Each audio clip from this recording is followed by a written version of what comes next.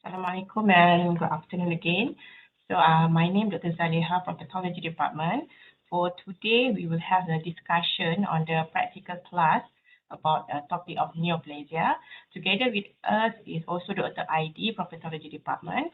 So in view that I believe you already do some reading during the GSL session this morning, because for this practical class, hopefully we can make a two-way discussion.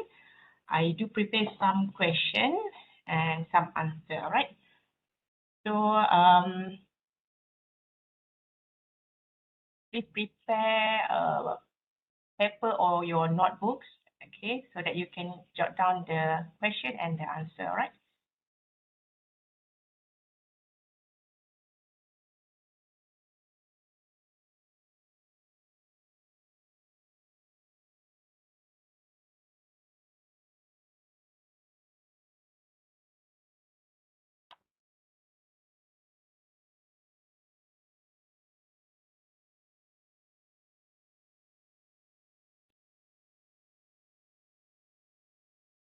All right, so let's let's begin with what is the definition of neoplasm. All right, anyone would like to volunteer? What is the definition of the neoplasm? Or you guys want me to call your name? Which one that you prefer? So it is I would like it to be more relaxed practical classes. So if you know the answer, you can answer it. If you do not have it, it's okay. Later on, you can do some reading. All right. So if there is no one want to volunteer, maybe I just pinpoint randomly. I think the one that we can call here, okay, Ain Kai. Maybe you can try to answer what is the definition of the neoplasm? What that you understand regarding the neoplasm?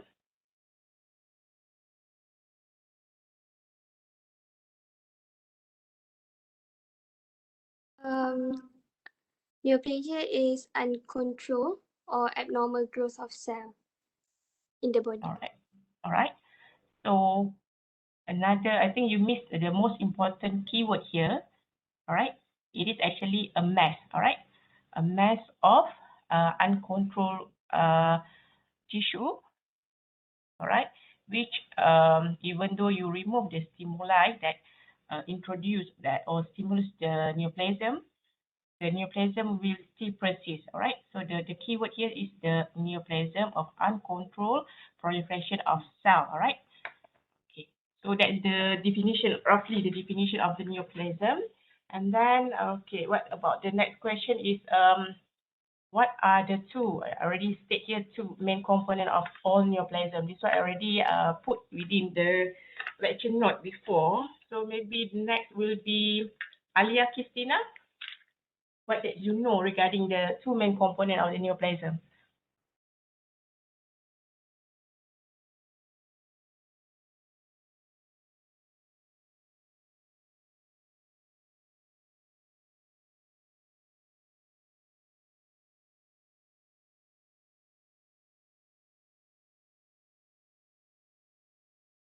Alia Christina, is it, your mic working or not?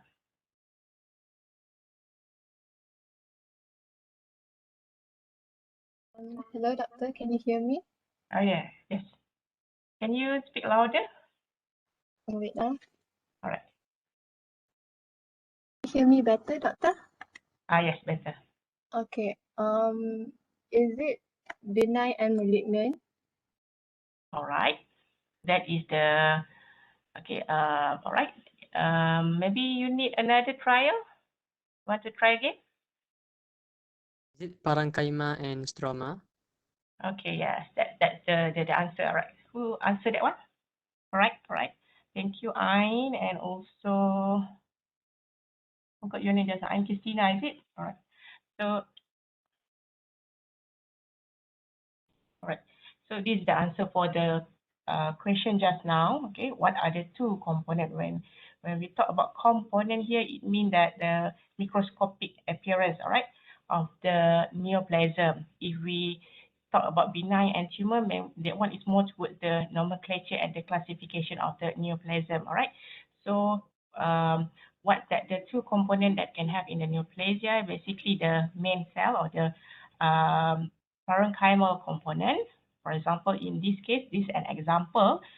Can you see my red pointer? Is it all right? Okay, this is an example of the endometrial tissue. All right, you can see that this is actually a glandular architecture. All right, this is another glandular architecture, and this is the main parenchymal component, the main actin. All right, and the stroma actually at the background. All right, for example, the stroma, it can be anything that related with the connective tissue, either the stroma cell of the endometrial tissue itself, or the blood vessel, or the fibroblast that give the supporting framework. All right.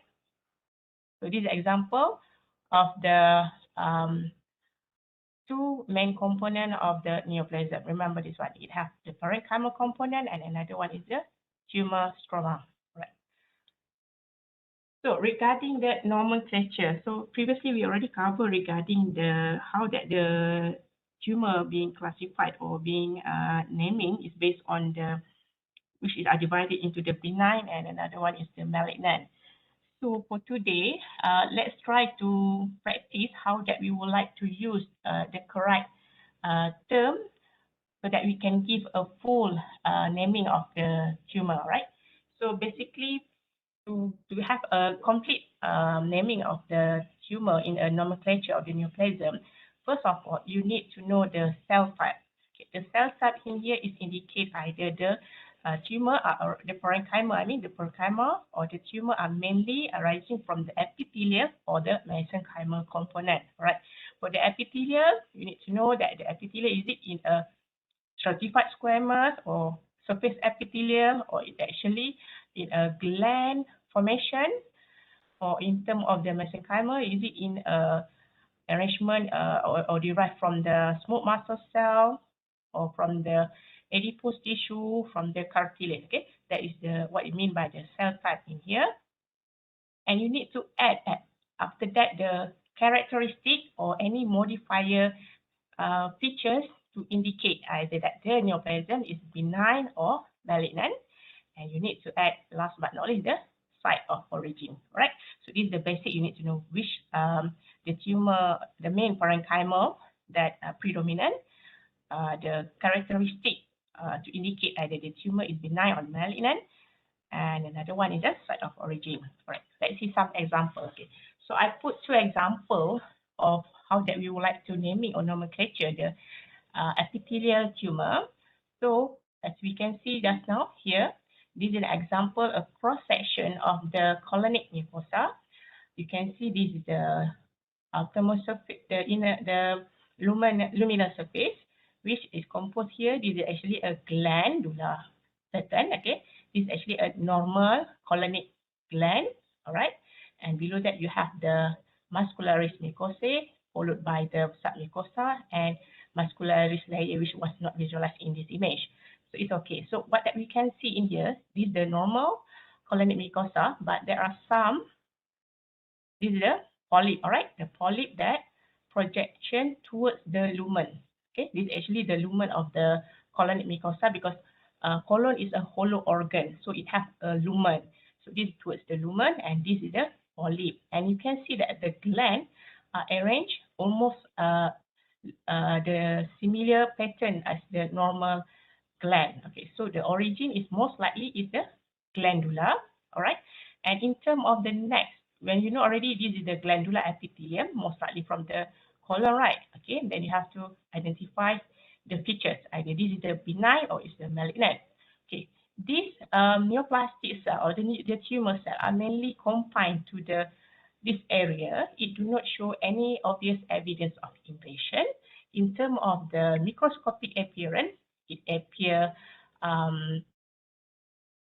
more, not that anaplastic, not that pleomorphic.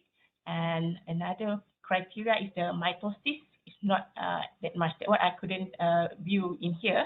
Later on, we will have a better image to differentiate the the morphology of the gland and the nucleus and the mitosis. All right.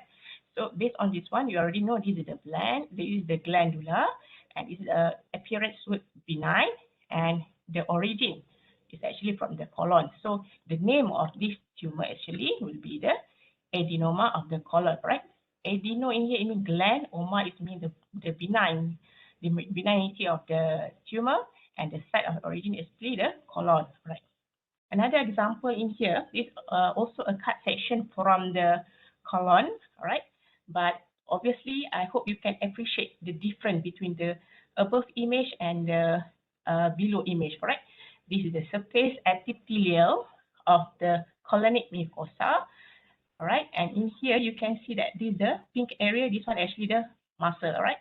The muscularis propria of the colonic tissue. And you can see that this actually abnormal gland, all right? If you compare with the normal one, this is obviously abnormal, right? It has irregular border. Some of them have a dilated, cystically dilated.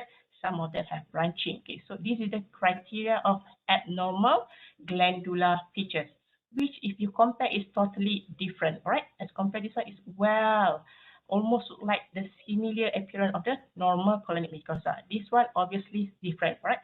And this tumor cell is invading into the muscle. Okay, when we talk about the invasion, that is one of the characteristics of benign or malignant. Malignant, right? Okay, so that's already the criteria, right?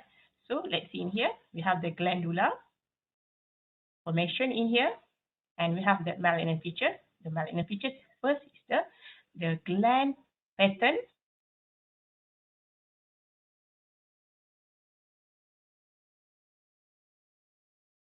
Okay, all right. You need, do you want me to annotate the image? Right, all right. Oh, it might be too thick. Right.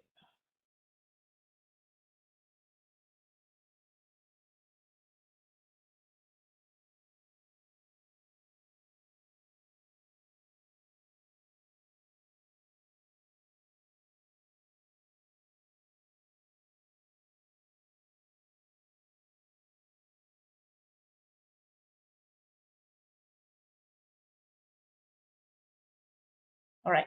Maybe if you're using the pen, it's not that visual. Okay. This is the example of the abnormal gland. All right. It has the branching architecture like this one, and it invades into the muscle. So this is the criteria of the malignancy. And under high magnification, you need to visualize the presence of the pleomorphic epithelial lining. Okay, the gland are lined by the pleomorphic epithelial or cells or not. And then usually in a malignant tumor, you can see more appreciate mitosis. And if you have the abnormal mitosis, then you can easily say that this is most likely malignant rather than benign. For the benign tumor, usually they do not have the atypical mitosis. They can have mitosis, but not the atypical mitosis. Okay, so we already know this is the glandular, and you have the malignant features, and the origin of the tumor is from the colon. So the full name for this one will be adenocarcinoma of the colon. All right. So the adeno here is the gland, and this the carcinoma is indicate the malignant epithelial tumor, and the site origin is the colon. Let's try another example. This one is from the mesenchymal component. All right. So this is an example of the smooth muscle of the uterine. All right. So already given the origin of the tumor is from the uterine wall. Right. So basically, you can see that this is the blue one actually the nucleus, and the pink one actually the cytoplasm. Okay, in terms of the nuclear features under this magnification, you can see that the nuclei are in a spindle. It has a oval to elongated nuclei, which is almost similar in size, or we call it as uniform, correct? And under this magnification, we couldn't see any obvious mitosis, correct? And in terms of the growth and the push the margin of the tumor, this tumor actually it quite well circumscribed, right? So in terms of the origin of the cell are arising from the smooth muscle. In terms of the microscopic features and the gross appearance is actually towards benign. It has a uniform spindle cell with oval to elongated nuclei, all right, and mitosis is hardly been seen, and the origin of the cell from the uterine. So what will be the complete name for this one? Anyone want to try? Let's see the next one. Akmal. Will you want to try for this one? Why? Do you want to try to answer this one, Akmal Hafizan?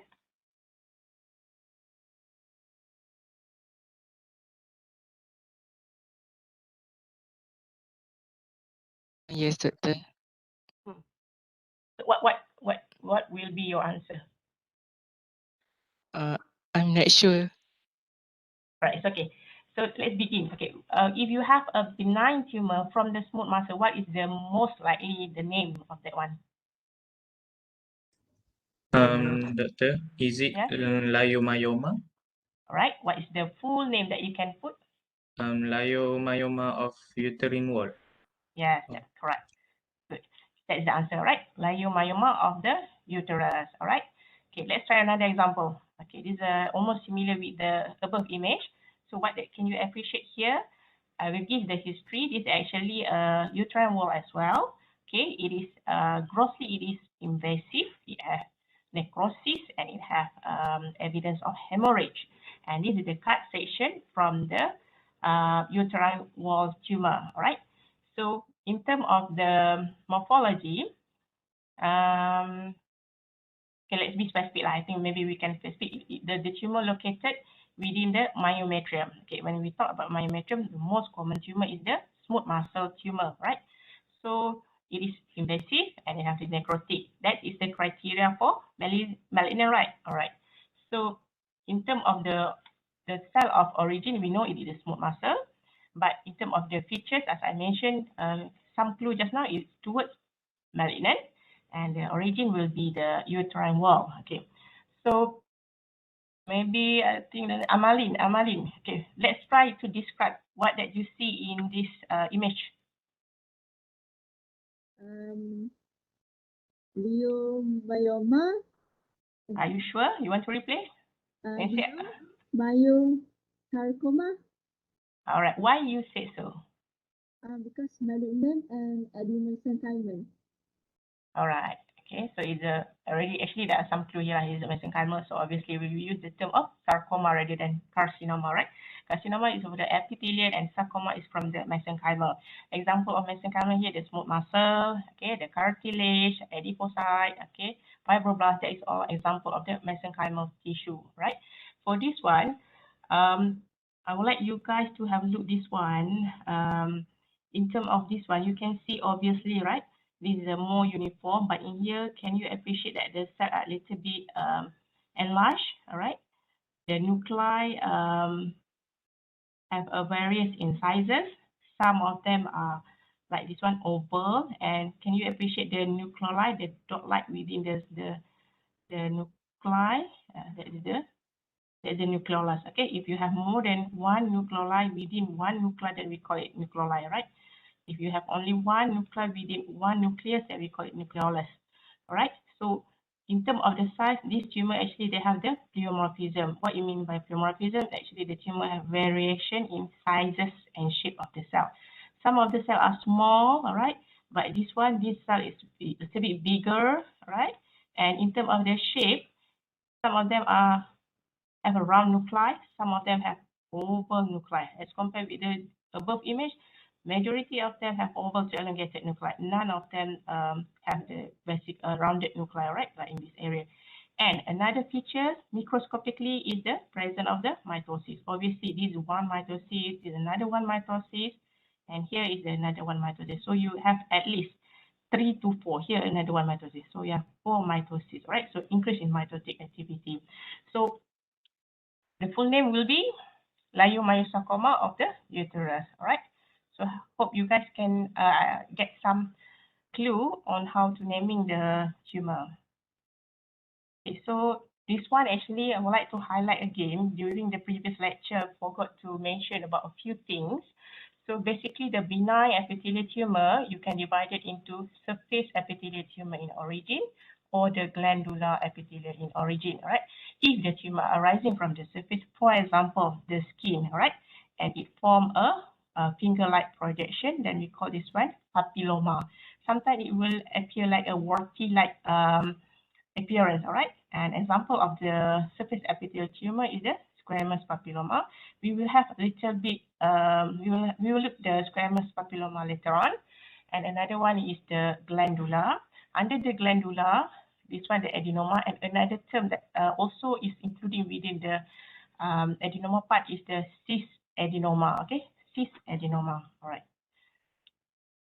So this is an example of the adenoma of the tumor with a glandular formation. Okay, this is the gland, how the gland look like. All right, the gland rounded and you have the lumen. Gland usually they will produce content secretion. For example, in the colon they produce the mucin. All right, so this is the epithelial which are lined by the cuboidal, and some of them will have the columnar in shape. It will produce the mucin into the lumen. This is the lumen, all right? And this is an example of the normal colonic gland, all right? You have the goblet cell. This one, the clear one, actually that's the goblet cell, all right? And some area you can see that the gland are cystically dilated, all right?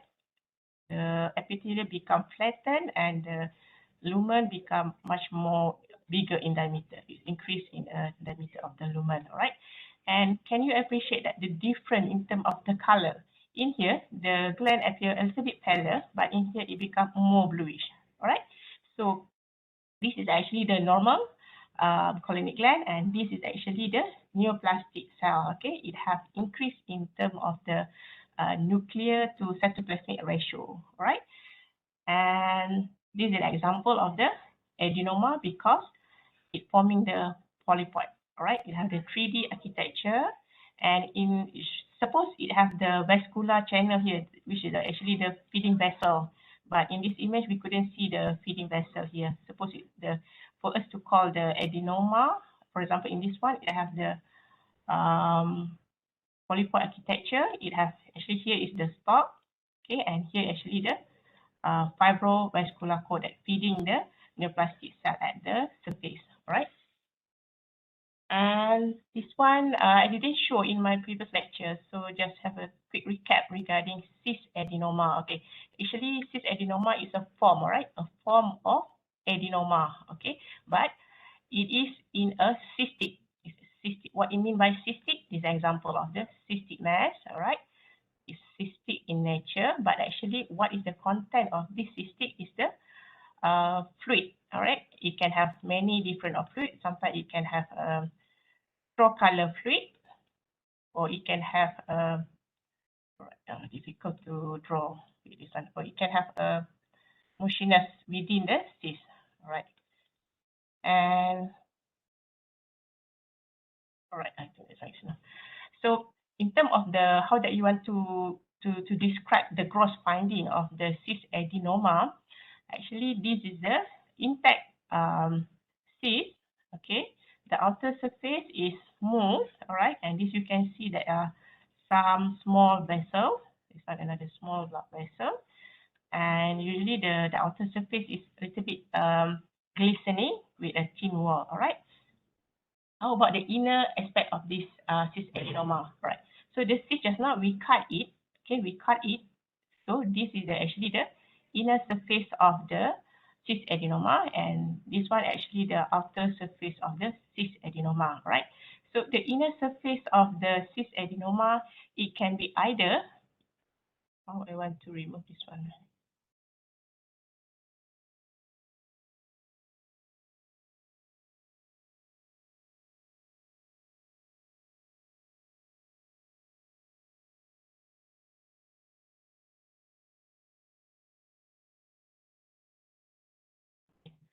So, okay, it has the cisadenoma can be either unilocular like this one. When you cut, it's only one locule, all right, one big locule, and within this actually there are fluid, all right. The fluid it can be either clear, serous fluid, or it can be mucinous, or it can be chocolate. Okay, it depends on the content and what happened during intraoperation, all right.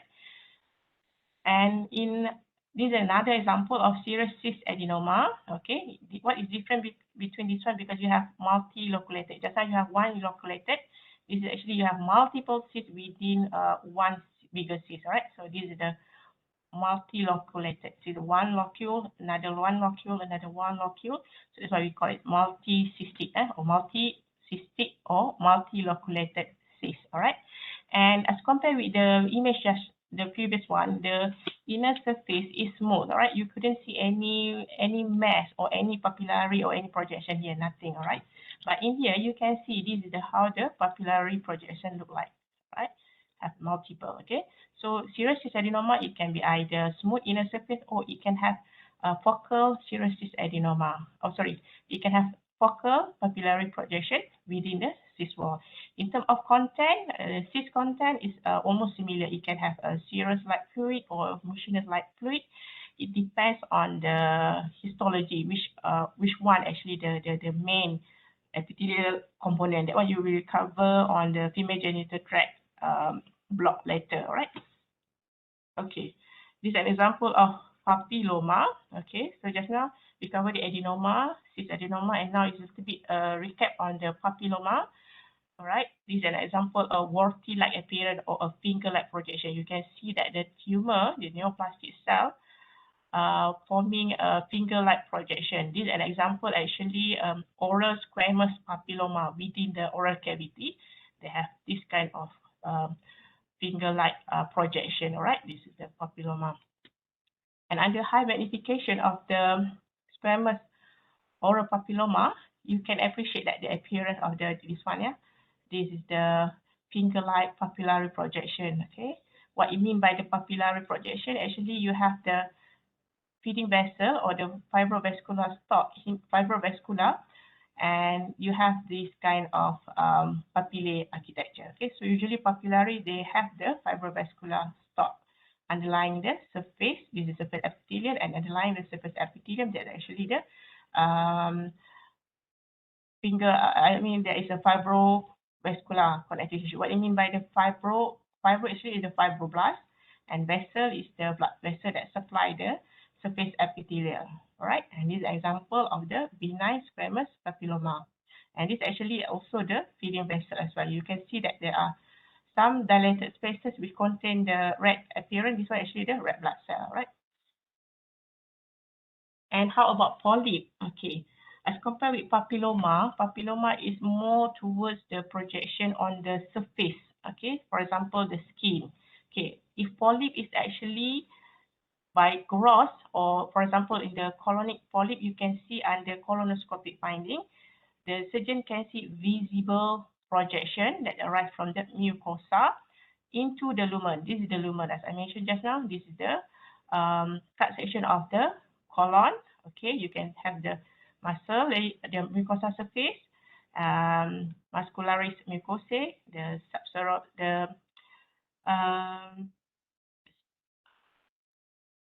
and then you have the muscle and the outermost layer, the serosa surface, right?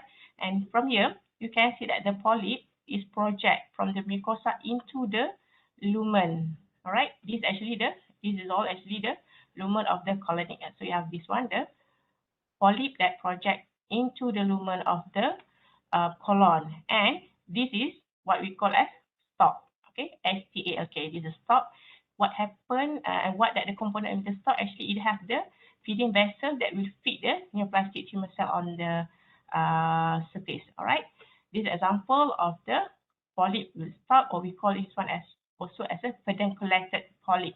All right, another image in here, polyp also can have serrated or sessile-like appearance, in which they do not have an obvious stalk in here, and it have a more broad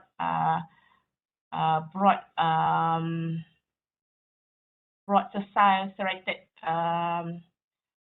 stalk. The stalk is actually they have the stalk, but the stalk is very broad, and you couldn't see the pedunculated like the opposite side. All right. And the example of the polyp from the colonoscopic finding.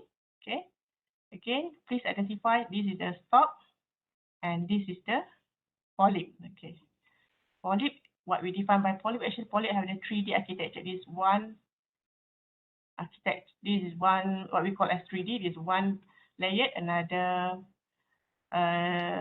surface, and another surface. So you have three surface, one surface, second surface, and the third surface. That's why we call as a 3D architecture with stalk. Right.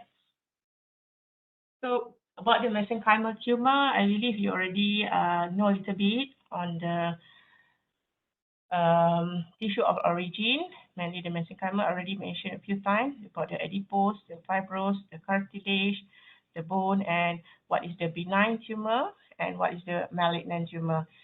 What is that important that you guys need to know that always been asked is mainly this one, leiomyoma. You need to know in details. All right. Chondroma is quite difficult, right? Leiomyosarcoma, maybe they can come up in your exam. Osteosarcoma, maybe you need to know a little bit on this one, but it's quite difficult actually, but it's okay. Maybe you just need to know that this is actually a sarcoma that arising from the osteo, all right? And hemangioma is the blood vessel tumor, and the meningioma is arising from the meninges, all right? Okay, so this is the next question, okay? So next I will call Ain Raihana. Okay, Ain Raihana. Can you describe fast macroscopic or gross features of benign tumor? Maybe you can give at least maybe one or two features of benign tumor.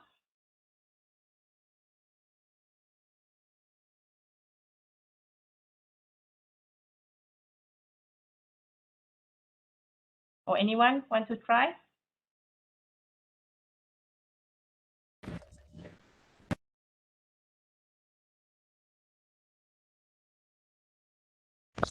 Can I try, Doctor? All right. Can you introduce yourself? I am Wen. Okay, one. Let's try. The gross for benign tumor is well circumscribed. All right. Correct. It has border encapsulated. All right. It comes to the third. And also small in size. Right. Want to try any? And another two? No area of necrosis. Right.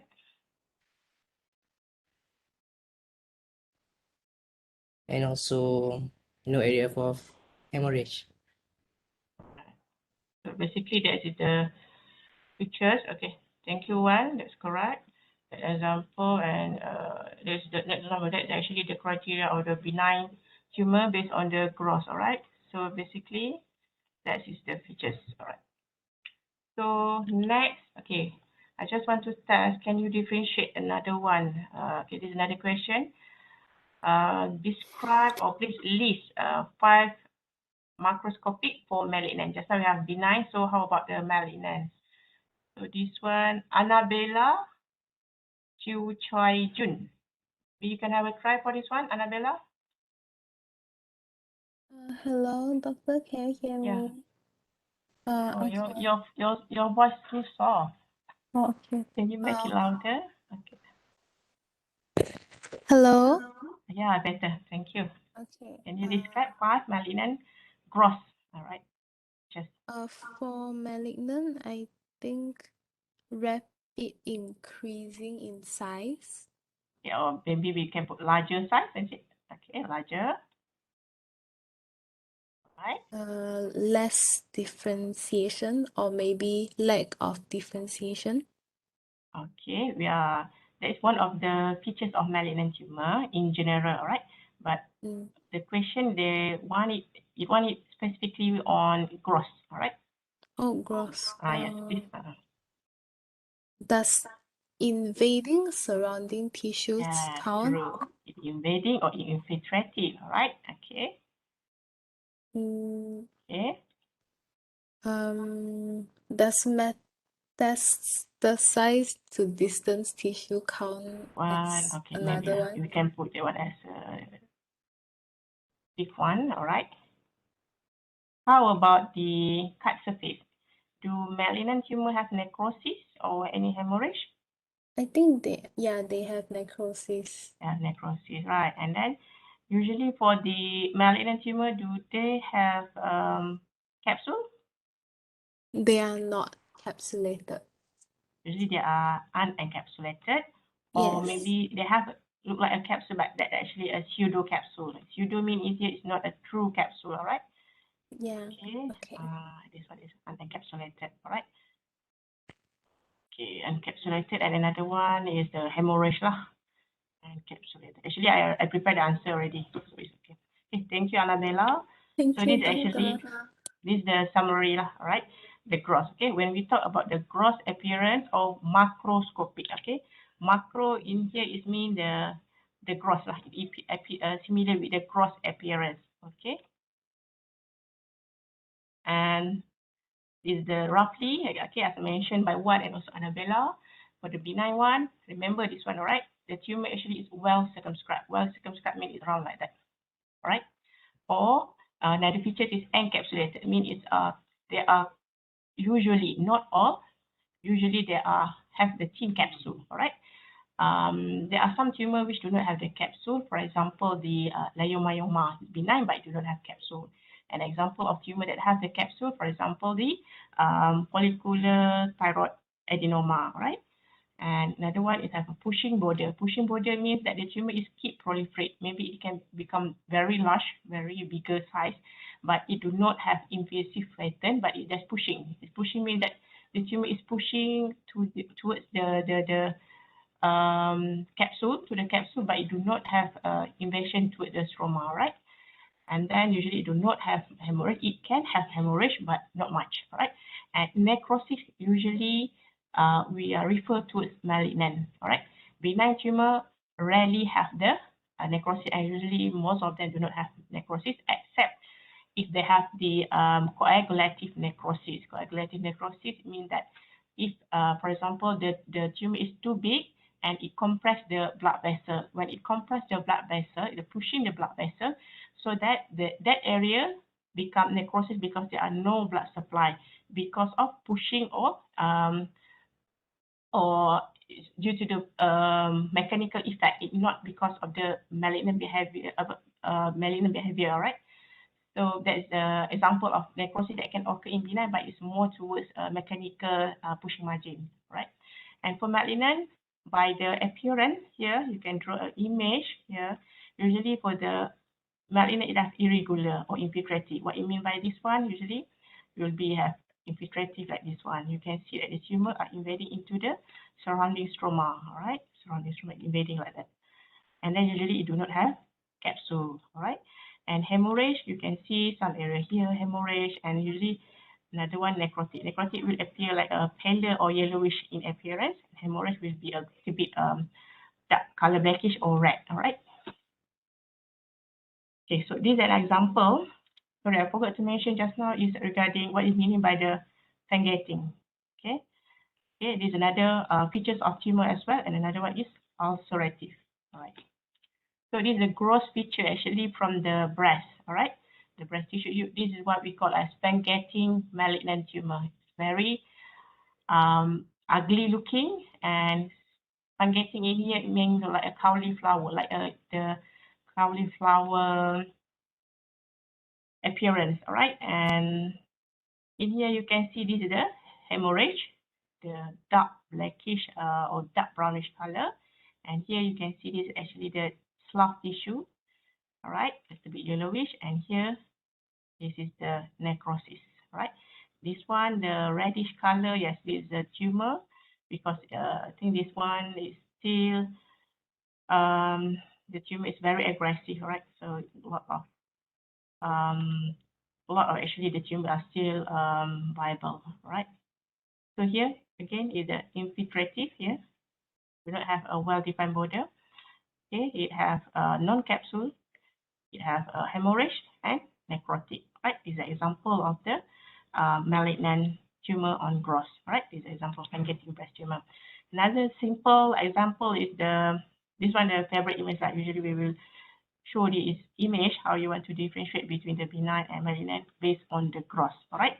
So this one, actually the benign leiomyoma, it is well circumscribed, quite rounded, all right? It's located within the layer of the muscle of the endometrium. This is an example of the uterus. Uterus has the fundus, and then you have the endometrial layer here. This is the muscle layer, and this is the perimetrial layer. All right. So usually leiomyoma, it can occur anywhere. All right. It can be either at the submucosa, can be intramurally, or it can occur at the subserosa here. All right. So it is important for you to know if it is within the muscle, then we call it intramurally within the myometrium. Or if it is located at the mucosa, we call it at submucosal fibroid or submucosal leiomyoma. Or in the serosa, we call that one as a subserosal leiomyoma, okay, based on the location. Actually, in terms of the gross and the microscopic finding are the same, okay, the location is different. So basically, the gross of the benign leiomyoma is well circumscribed, well demarcated, and then the size is small, and another feature is slow growing. All right, you do not have any invasive or infiltrative border. And in terms of the malignant one, obviously you can see that the tumor are enlarged. All right, obviously it's maybe 3 to 4 times larger than the leiomyoma. This is the infiltrative border. You can see that one, infiltrative border. All right.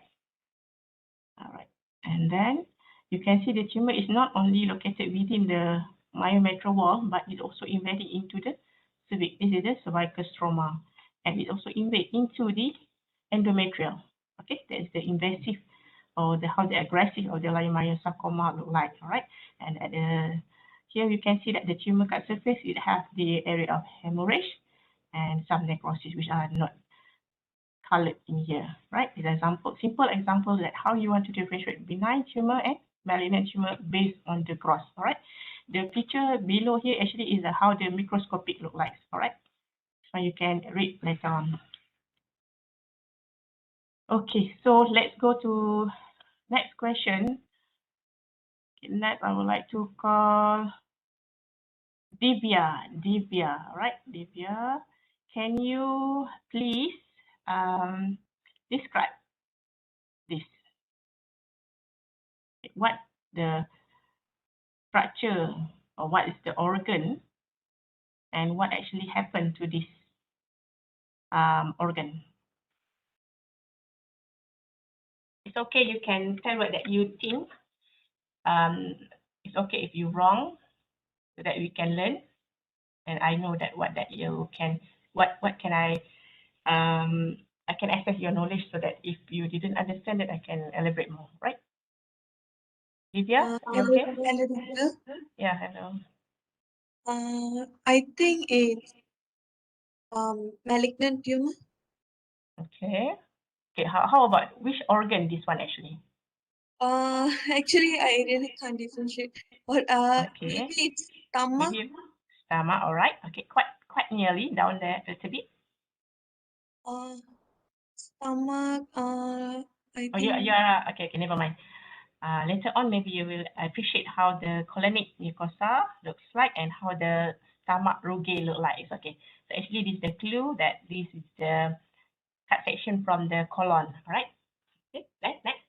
What that you see, is it normal?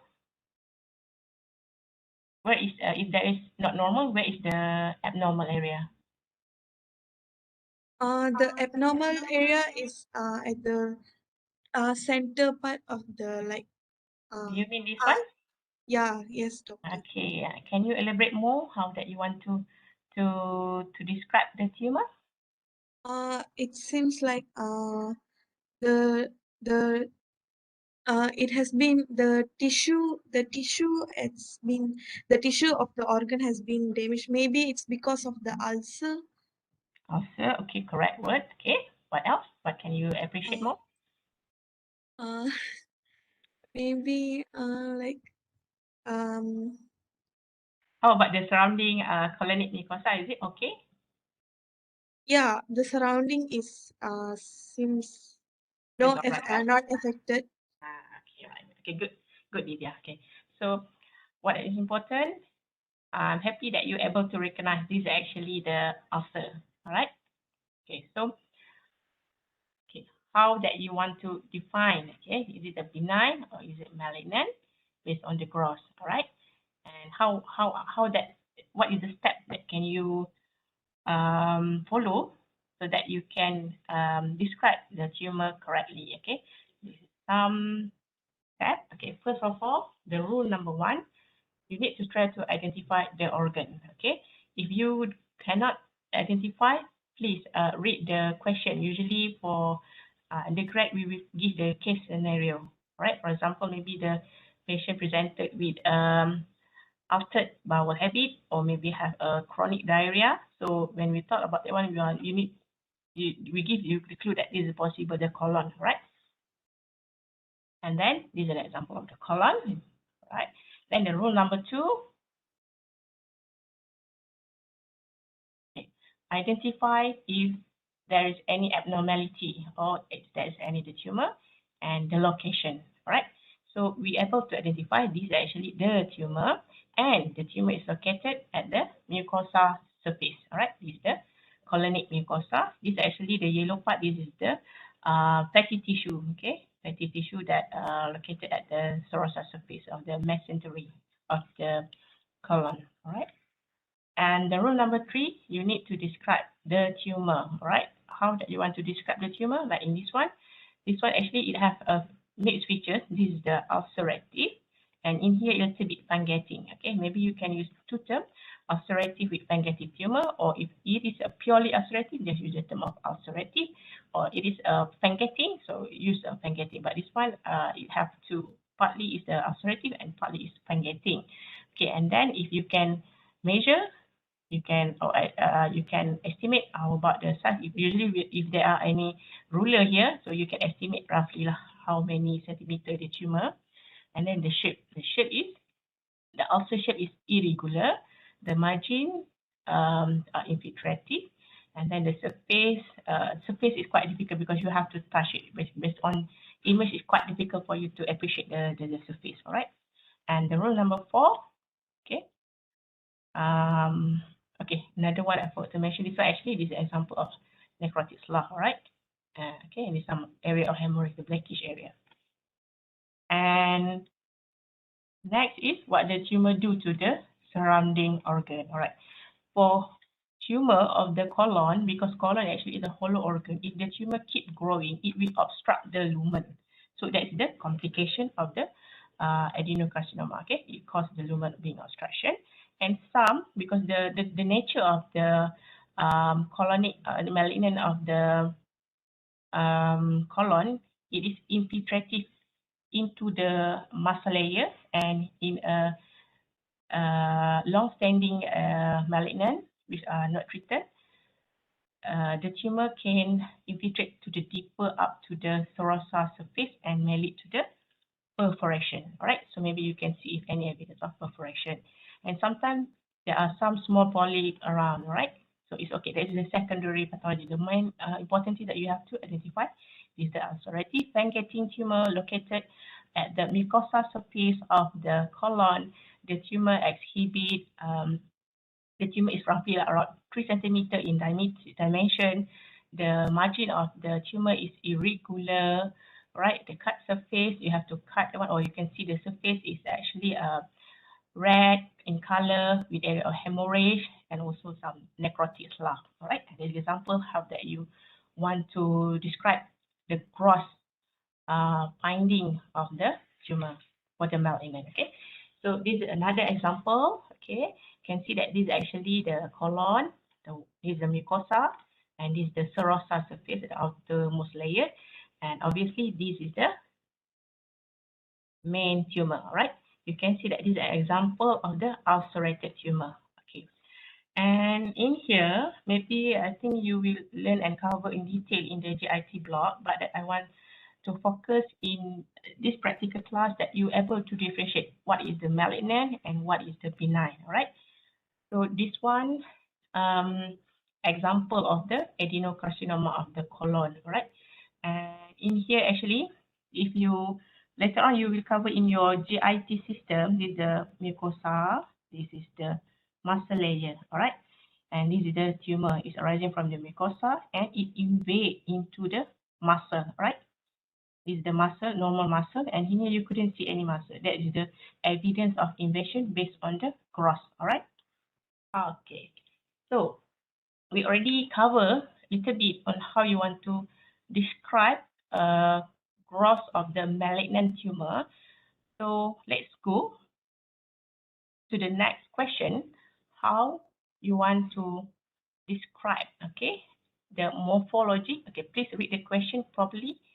Microscopic, okay? Just now we have macroscopic. Here we have microscopic features of the cancer. When we talk about the microscopic or histomorphology, it means that you have to describe what that you see under the microscope, all right? So let's have else that we have here. Annabelle done, I'm done. Maybe we go to the next one. Okay, Hilmi. Maybe Hilmi want to have some try? Hilmi Sahaimi.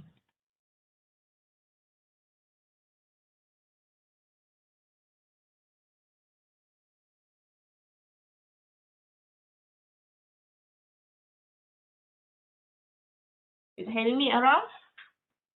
Yeah, doctor. Okay, okay. It's okay. You try to answer what that you understand.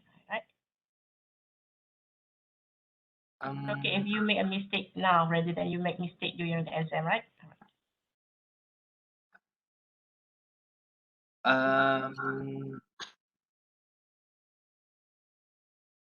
Okay, the question here is what the morphology or the microscopic features of cancer. Okay, you know cancer is actually is it benign or malignant?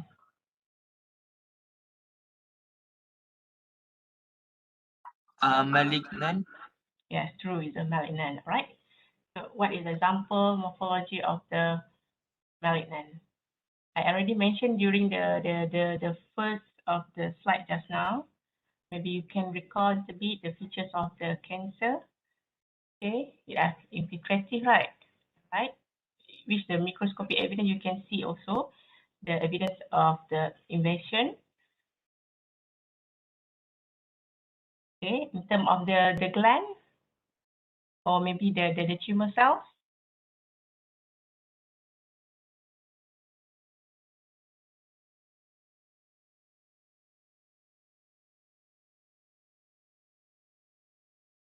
Do you want to have a try or you want me to help you? All right, it's okay. This is quite difficult for your level actually. This I think you are just a newbie in your Neoplasia. So let's look what is the morphology of the what is microscopic features of the cancer. Okay, so this is the summary. Make you a table summary how you want to differentiate the histology. Okay, histology in here means histology or just microscopic features of benign and malignant. All right, means you do and you see and then microscopic. All right, so basically there are three important features which you can see under the microscopic. All right, okay, as you can see in the gross. In the gross, you also can see this kind of feature, the pushing, well circumscribed, encapsulated, do not invade. And this feature actually you can also see under the histology appearance. So it's similar, but in terms of the gross, it's based on the specimen. And in terms of the histology, it's based on the microscopic finding, all right? Actually, it has the same features, okay? Actually, the border of the benign tumor under microscopy, it has a pushing border, it is well circumscribed, it has a capsule, and it do not invade, all right? As compared to the malignant, it's irregular, sometimes have speculated margin, and usually it does not have capsule. And another thing that is different in the histology feature is the rate of growth, all right? Usually the tumor in the benign, I think this one should not include lah. It's not, this is more on the gross. Okay, please ignore this one, is towards the gross finding, okay? Usually the slow growing or the rapid growing is more towards the clinical features, right? So please focus on the size, all right? The tumor of the benign usually is small size. The malignant tumor is also a large size. And what is important here is the mitosis, all right? Mitosis you can see under microscopically easily in a malignant tumor. And if you have the abnormal mitosis, it warrants the diagnosis of malignant rather than the benign, all right?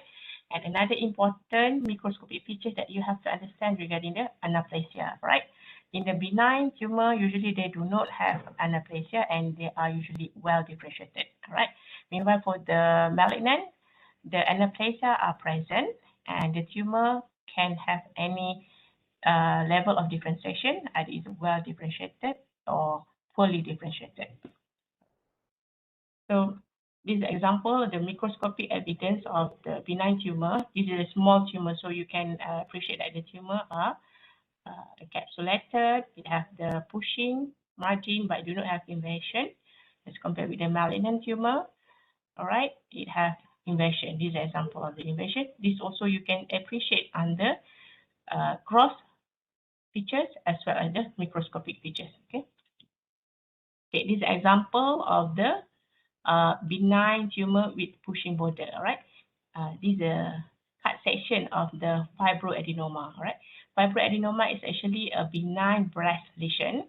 All right. It usually commonly occur in a young lady aged around 20 to 30 years old.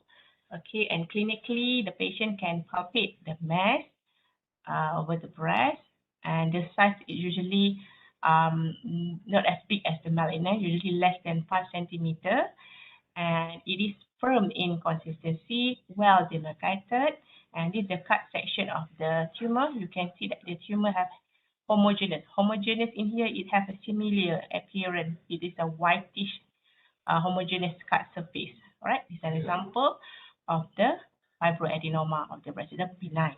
Right. Let's see the microscopic finding of the fibroadenoma. All right. So here, how that you want to define this? This is actually the pushing border. It is well circumscribed, which the features are similar with what you see in the gross. It is well circumscribed, have the border pushing margin. Okay. That features you can also see. So it's easy. What is the difference? How you want to describe the cross and the microscopic? It has the overlap feature because that's between the features. All right. So this is an example of the fibroadenoma of the breast. It's a well pushing border and well circumscribed. Right. So let's look how the malignant tumor looks like. Okay, this is an example of the gross. Okay, this is a gross example of the breast tissue. Just now you have the flanking tumor, and this is an example of the cut section of the tumor.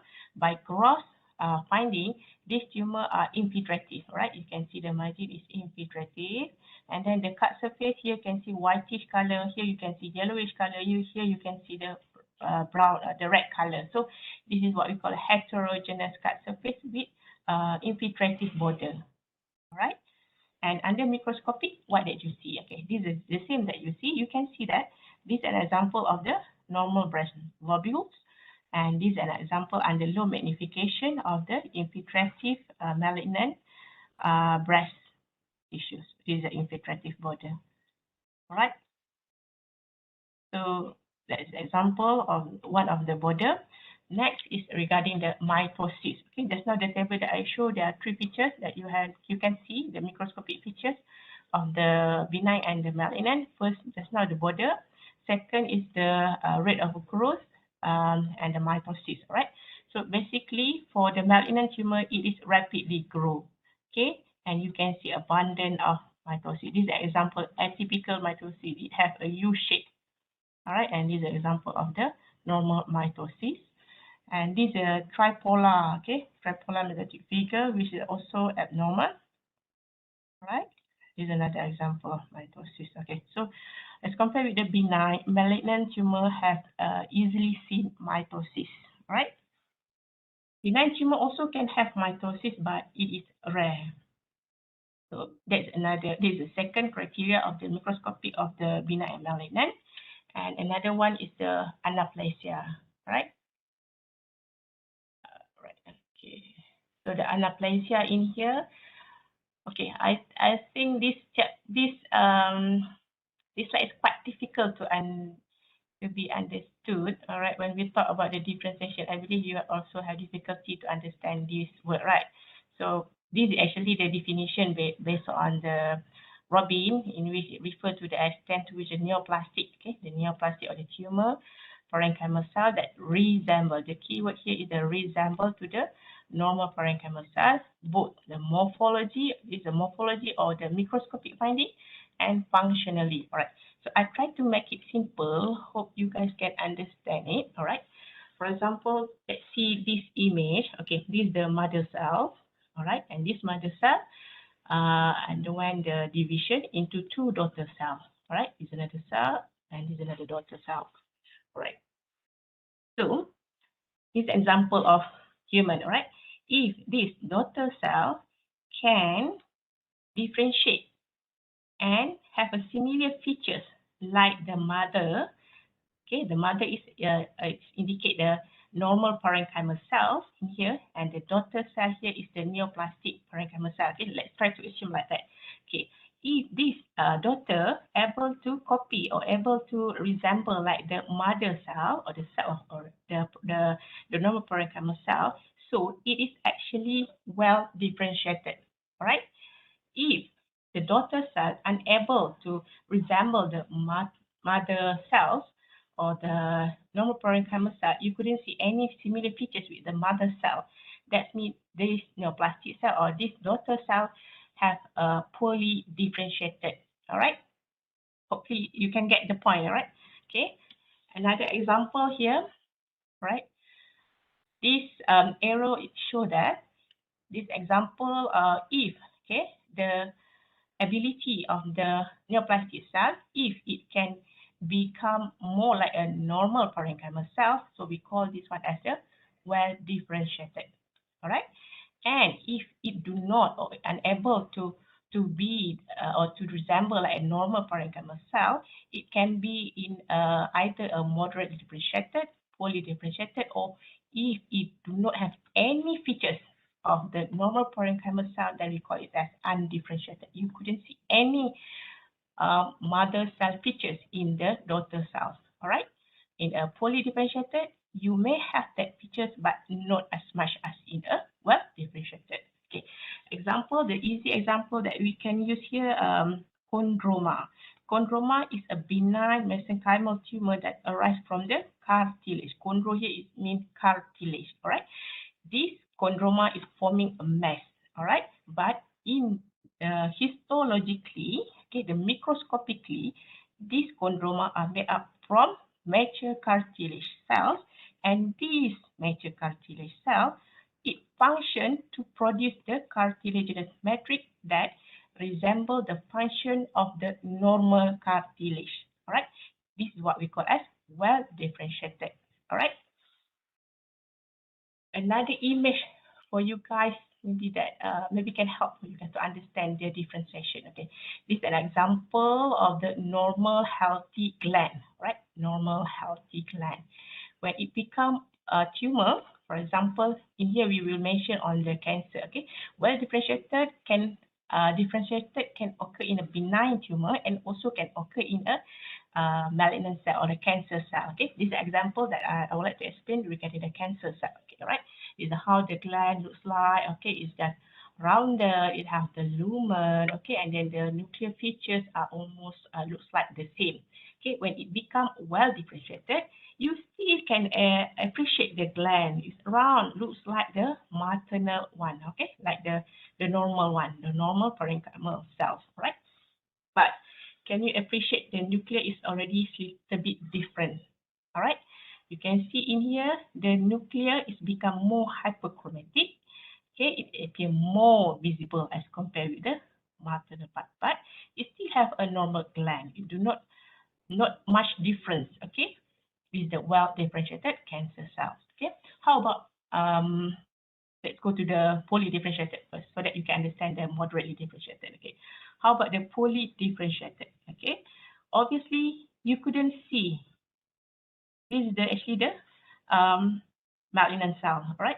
This is the normal gland. You can still appreciate the lumen here, but in here, in the poorly differentiated tumor, you couldn't see any glandular formation.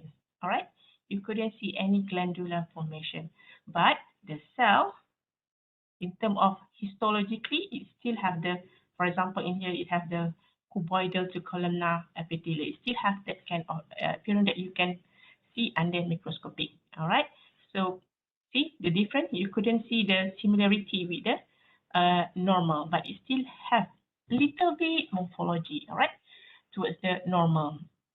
And how about the moderate? Moderate in here, you can see that the feature is still have the gland, but then in terms of the nuclear feature in here, okay, there is increased nuclear to cytoplasmic ratio. The nuclear are enlarged. Okay, some of them are hyperchromatic, and maybe in some area you can see some sort of nuclear with a nucleoli or nucleolus. All right, this is the difference between the. I mean, in another word, moderately differentiated is in between the well differentiated and poorly differentiated. Then we call it as a moderately differentiated. And how about undifferentiated? Undifferentiated means that you couldn't see any features of this normal gland in the neoplasia site. Totally different, right? So this is an example of how you want to differentiate the well differentiated and poorly differentiated and so on, right? Okay, so next is about the anaplasia. Anaplasia in here means lack of differentiation. Okay, lack of differentiation. Okay, all right. Okay, so when we talk about anaplasia, you need to see it under higher magnification. All right, mean under 20 or maybe under 40 magnification. Right, and example here, if the tumor is well differentiated so that this tumor able to make many glands. Okay, as I mentioned just now, if the tumor cell able to resemble the normal counterpart, so it is well differentiated, so it has many glands. All right. And another example for the colony epithelium, this colony epithelium is also a gland and it produces mucin. So basically, for the well differentiated, this tumor can produce mucin. Okay, so it's not only morphologically similar with the normal parenchymal cells, but it also functionally it produce, right? This is the well differentiated. What happened in the anaplasia or anaplastic gland, all right? So in the anaplastic gland, it do not have the morphology or functional that favor towards the normal cell. So basically, it only have few to absent of the glands, all right? And if they're in colony, usually it do not have or too minimal mucin, but we still can have that kind of features, right? So this is an example on the histology. Okay, let's see the normal histology of the breast. Okay, so I believe you are confused now how the colon looks like, how the breast looks like. It's okay, but try to slowly look your normal textbook, how the colonic mucosa, how the breast mucosa. As you can later on, you will go to your respective block that you can have some idea, right? So this example of the breast look like. It composed of the ductal component, which are lined by two double layered. You couldn't see it under low magnification. I mentioned it just to you because yeah, try to imagine it. You need to see the high powers if you want to see the luminous cell and my epithelial cell, right? And this is what we call as the terminal ductal lobular unit. Okay, you can see that the breast have the gland. Okay, the breast tissue have gland here. This is the gland. This is how the normal. You can appreciate the gland, right? And this example, you can see the gland, right? But the gland is a little bit different. It become more compact as compared with this one. This one has the gland and adjacent stroma, but this one mainly gland with minimal stroma. Okay, this is an example well differentiated. Okay, invasive breast carcinoma on histology, right? And this image, all right. Can anyone highlight to me? Is there any gland formation in this tumor? Like this? Could you see? No, right? Okay, this is what we call that. Poorly differentiated. You couldn't see any evidence of glandular formation that can resemble the normal counterpart. All right, this is well differentiated. When you do not have this kind of glandular, so it lost of the glandular component, then we call this as poorly differentiated. All right, and in here also you can appreciate that the tumor cell have variation in sizes. Okay, some are oval, some are bigger, some are smaller. All right, and obviously please appreciate the mitosis. Okay, this is the bigger one is the abnormal mitosis, and this is the giant mitotic figures. All right. Okay, next another. Let's call another student here. Who else? Please, those are not being called, please jot down your answer, all right? Try to answer so that you know what that you know and what you are lacking.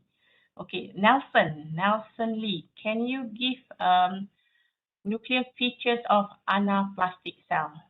Okay, nuclear features. Okay, hi. Can you hear me? All right. Yes, clear. Nuclear feature, I think like hyperchromatic. Okay, true. And then increase nuclear to cytoplasm ratio. Okay, good. Nuclear feature, what else? I think that's all right. Maybe multiple mitosis. Okay, that one is mitosis. We are trying to focus on nuclear. But I think that's all right. Hyperchromatic and also irregular nuclear, no, right? Yeah. Another one is increased nuclear to stroma, nuclear to cytoplasm ratio, right? For example, in this case, this is the abnormal, this is a malignant cell. You can see usually the normal ratio nuclear to cytoplasm is about 1 to 4 to 1 to 6. All right. In anaplastic cell, the nuclear to stroma ratio become 1 to 1. Like example, in this one, roughly we estimate that this is the nuclear and then this is the cytoplasm. So it's actually the nuclei are bigger actually than the cytoplasm. Usually the nuclei are small and the cytoplasm are abundant, right? So in here, this is what mentioned by this is what the meaning by the increased nuclear to cytoplasmic ratio. It's the nuclear and it's the cytoplasmic ratio. And of course, it is hyperchromatic. The second feature is hyperchromatic, right? And it has some of them may have the nuclear irregularity and nucleoli, okay, or nucleolus. All right. Then the feature of the nuclear features, okay. Please recap this one. This one maybe can come in the MCQ. What is the features of the anaplasia? When we talk general feature of anaplasia, and that include the pleomorphism, which is mean that the variation in the cell shape and size, okay, the cell itself. When we talk about nuclear, so these are the three features of the nuclear features of anaplastic cells. And mitosis is the cell actually that are dividing, all right? And another one, features of anaplasia is the loss of polarity and tumor giant cell. Okay, all right. Thank you. So okay, so this one, please, hopefully you can get the features, all right, of the anaplasia, all right. It is actually the gland, and what happened to this malignant gland? The tumor have a variation in size.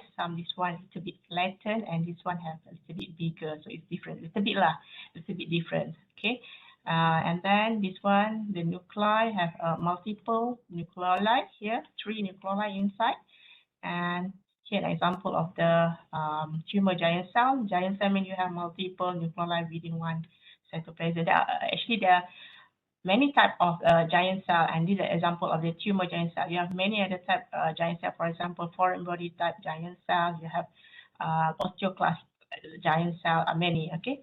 And this example of the abnormal mitotic figures and increased nuclear to cytoplasmic ratio as well. Right?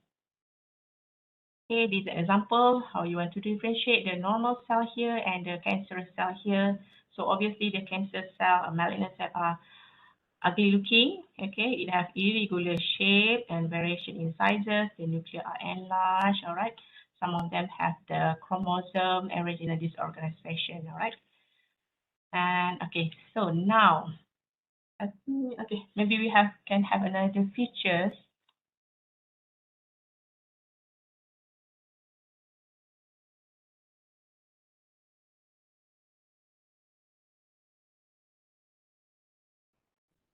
This is actually, I think I will explain this one.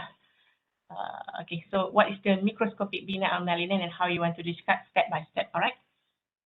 Right. So first, you need to identify the adjacent normal tissue, same like the gross one. Okay, try to identify under microscopy the normal tissue, and then you see you have to describe the pattern. Okay, the pattern in here, if it is tumor arranged in a gland, or the tumor are arranged in a sheet, or the tumor are arranged in, for example, a spindle in a mesenchymal tumor.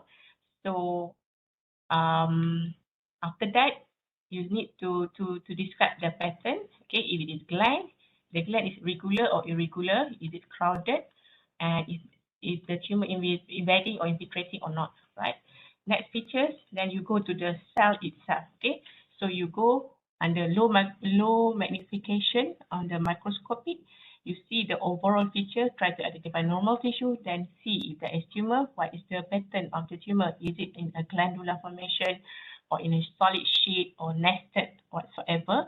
And then if it's a gland, describe the gland. The gland are regular or irregular or what. And then after gland, you go downward, and then you go under high magnification to see the cell itself, the cell under microscopy. And when you see the cell, you have to see if the cell have pleomorphism, it means the variation in shape and size, and then see the nuclear features. Okay, the nuclear feature, is it hyperchromatic or increased nuclear to cell ratio, or whatsoever the features of towards the microscopy, right?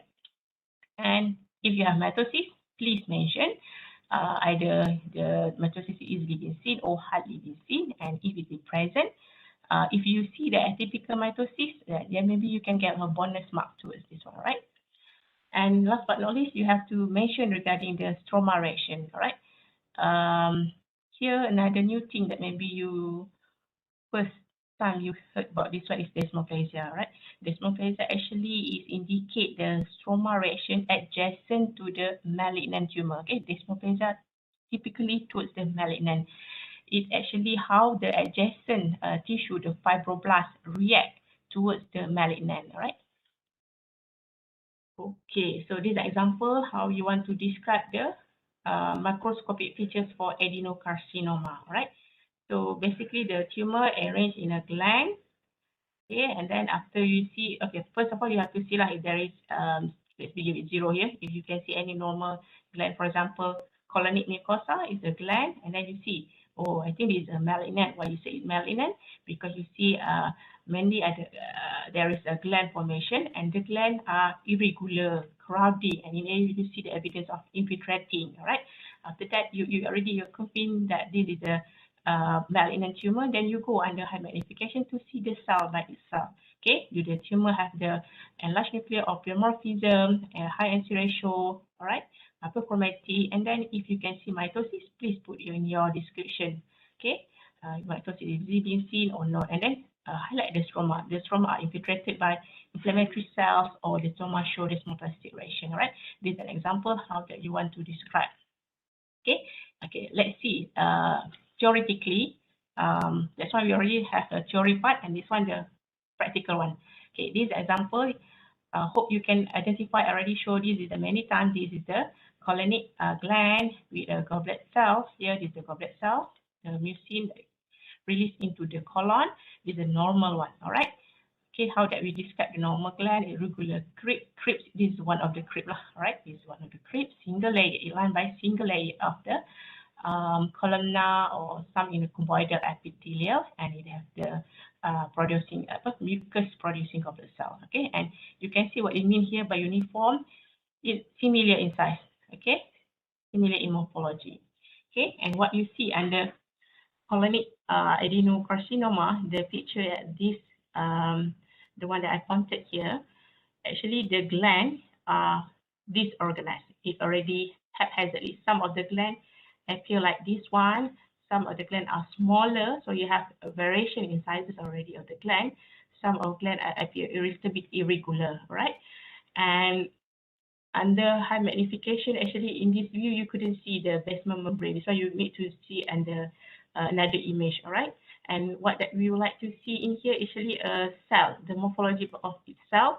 Okay, what it mean by stratification? It means usually for the normal gland is single lining. All right, when it become malignant, it start to have the stratification. Like this one has multiple layers. Okay, stratification means multiple layers. Okay, and of course you can see that increased nuclear to cytoplasmic ratio as compared with this one. The nuclei are located at the basal. Okay, and this is the apical mucin. But in here you can see the nuclei is increased in size, increased with as compared with the cytoplasm. And in area you can see that there are some nuclei located at the apical. Okay, this is actually the apical is actually towards the lumen, right?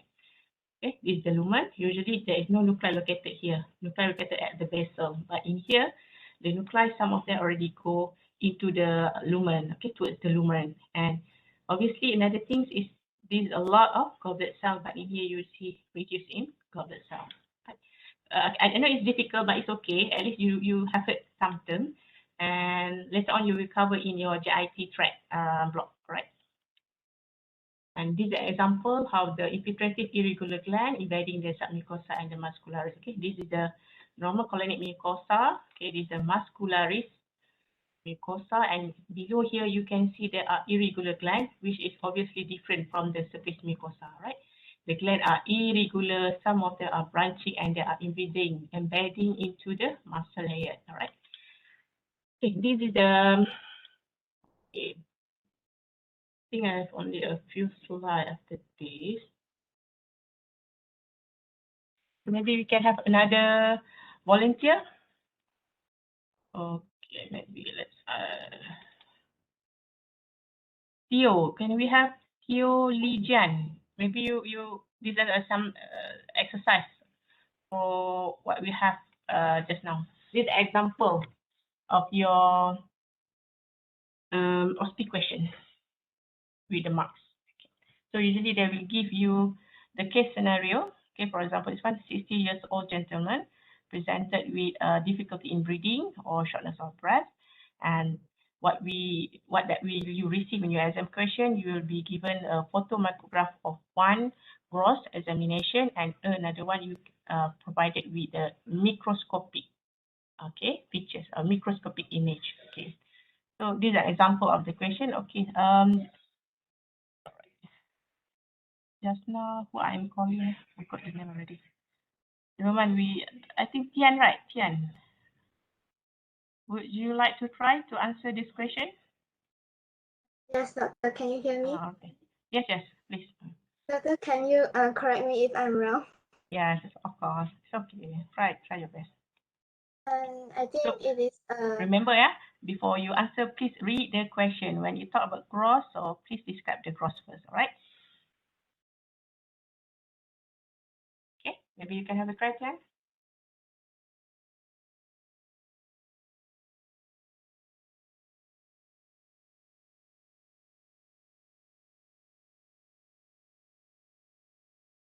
It is infiltrated.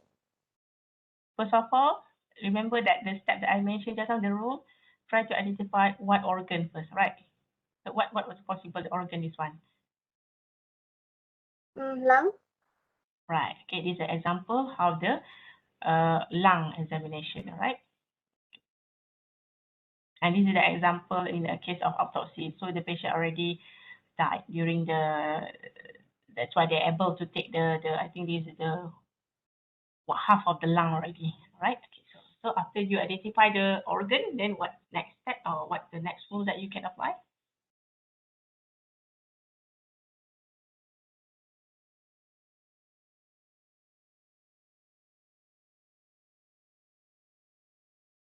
Can you see the circle, the red circle?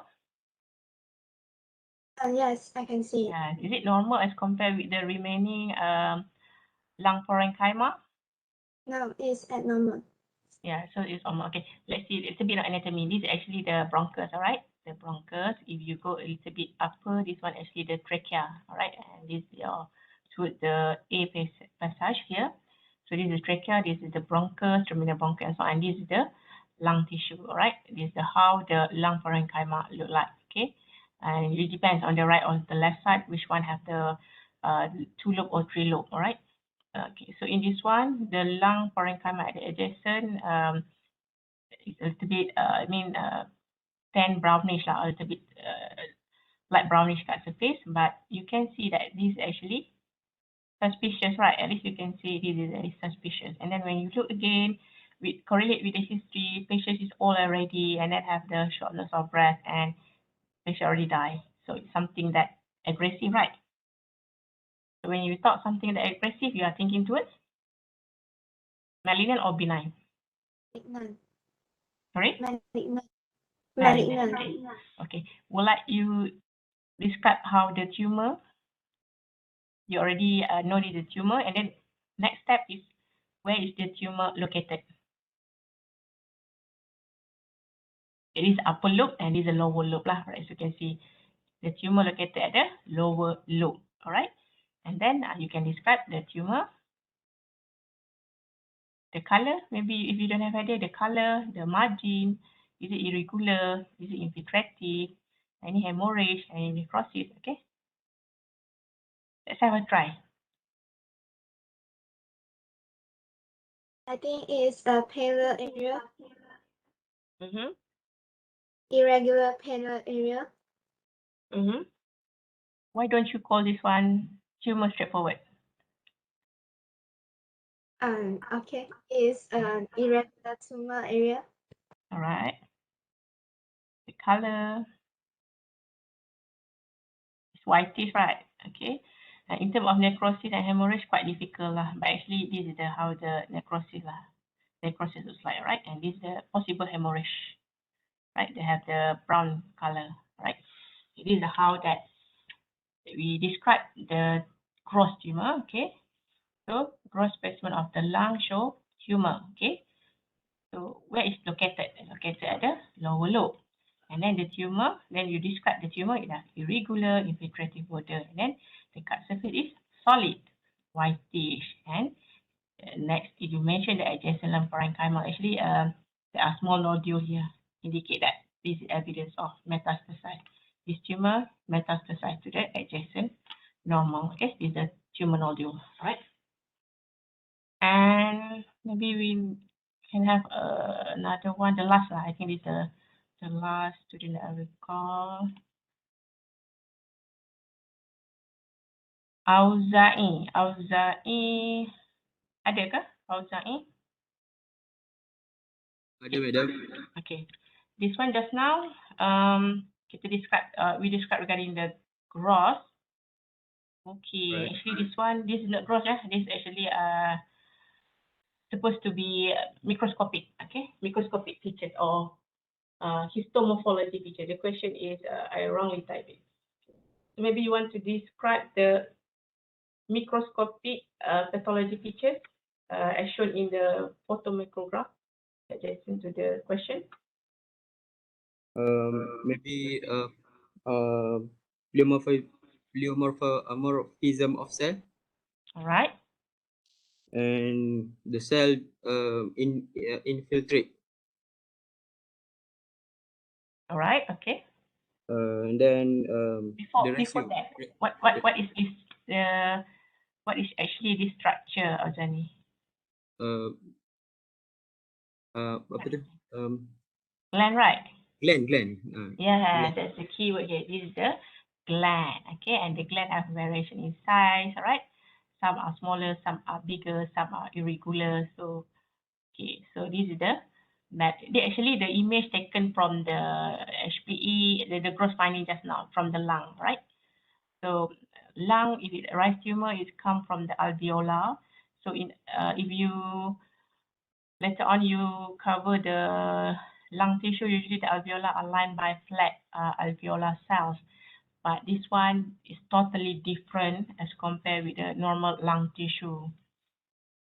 Okay, macam mana ada how to differentiate siapa tanya tadi? Gland dengan blood vessel. Alright. Okay, let's see lah here. Okay, this example of the gland. Usually the gland have the lumen at the center and lined by the epithelial. Alright, the epithelial. Okay, and what is located at the lumen, it depends on what the tumor or what the epithelial secrete. If the tumor or if the cell colony in appearance, so it will produce the mucin within the lumen. If it is thyroid gland, so it will produce colloid into the lumen, right? And how you want to differentiate with the blood vessel? Blood vessel also looks like a gland appearance, but it is lined by flat endothelial. This one, the epithelial, all right? This endothelial. And the clue is you see under the lumen, there is actually red blood cell, okay? Right? Did you get me? The red blood cell, right? So this one, it do not have red blood cell, but it have the secretion, what the cell produce that being secrete into the lumen, either is a mucin or glycogen or even colloid, okay? It depends on what cell type, right? So let's go again. Describe the microscopic, all right, pathological feature. So this already give the sample, the example. Later on, you can have a look how that you want to process your thought, how you want to describe. This principle actually is applied to other block. Okay, the neoplasm topic for today is actually to give the overview. Okay, I believe that there are many things that you didn't understand, but it's okay. Slowly you will understand it better when you go to the next block. All right. So basically, when you have a tumor like this one, the photomicrograph or the microscopic finding, first of all, if you're able to identify the normal tissue, please state, okay? Or maybe from the clue, from the question. So section from the lung show tumor. Tumor if you can see the evidence, all right? So basically, you need to tally with the cross as well as the photomicrograph, right? And in case of it is a glandular in appearance, so it will form this kind of gland, all right? Okay, the example, this is the eosinophilic secretion, all right? This is possible mucin, okay? It's not the red blood cell, all right? Okay, what is stroma reaction? Oh, stroma reaction. Stroma reaction is actually this, okay? This example, the stroma cell here. This is actually all. This one is the stroma. Obviously, when there is a tumor try to infiltrate to your region, you try to prevent the tumor from go deeper or infiltrate more. So the stroma cell, for example, the fibroblast, all right, the inflammatory cell, try to prevent the tumor from invading to your region. So that is the stroma becomes like a police. So then we try to prevent or what we call sekat the tumor from invade into the region, right? So the stroma cell will become from the normal appearance, it start to become, for example, it becomes spindle, all right? Because it change its morphology so that it can be much more stronger to prevent the tumor to infiltrate further, all right? Let's see to the next picture if I have a better image how to describe that. Right, never mind. After this, if we have the image, then I will try to describe it again. It's quite difficult because this image is do not represent a true stroma or desmoplastic reaction. Right. Okay, let's continue first with this one. Okay. After you already know the tumor and then you know the gland, the tumor is actually arranged in the gland. Okay. Here, then you mention under high microscopic feature the tumor characteristic. Okay, the tumor by itself individually, this tumor cell. Just now you describe the gland, okay, and then you go individually this small cell, okay. For example, the tumor have a variation size and shape, or pleomorphic. Some of them have enlarged nuclei, hypochromatic nuclei, or even vesicular nuclei with prominent nuclei. And then after you describe of the nucleus, then you describe the cytoplasm and then the stroma reaction, okay. This one, it just show the stroma show inflammatory reaction rather than desmoplasty. Okay, and then the next question will be state your diagnosis. All right, you already have the gross finding and the microscopic finding have the gland, so the most likely diagnosis will be adenocarcinoma of the lung. And if you want to get, you want to have an extra mark, you can give the grade. Okay, for example, this one is well differentiated. This is an example of, maybe you guys can label first the structure. Okay, try to identify, try to label by yourself what structure this one actually. This is what structure. This one actually the same image that I took from the lecture notes. All right. And what is this? All right.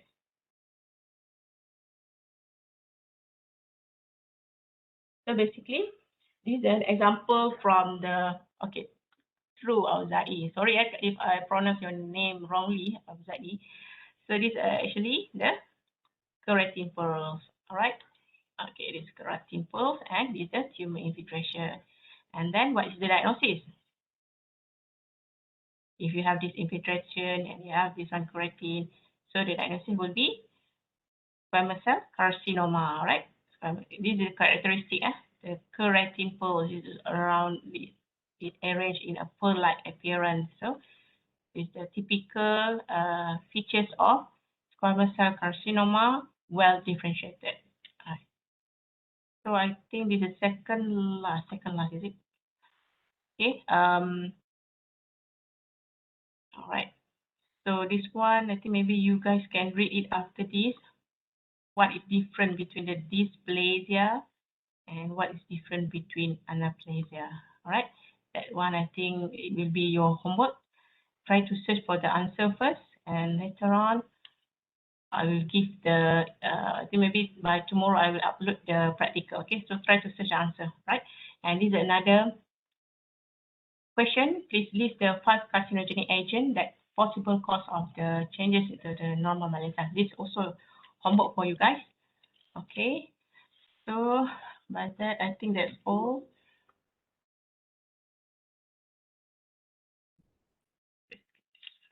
All right. So do you have any questions? I think some of the questions I already answered.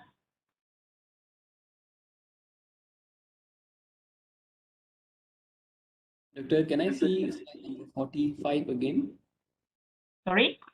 Slide number 45. This one, is it? Yes. The diagnosis is adenocarcinoma, right? Yes. Ada. Of lung. Of the lung. If it's like that, why is it well differentiated, doctor? All right. Okay. So, as I mentioned you just now, all right, if you can see the gland, the nice gland like this, what's the image?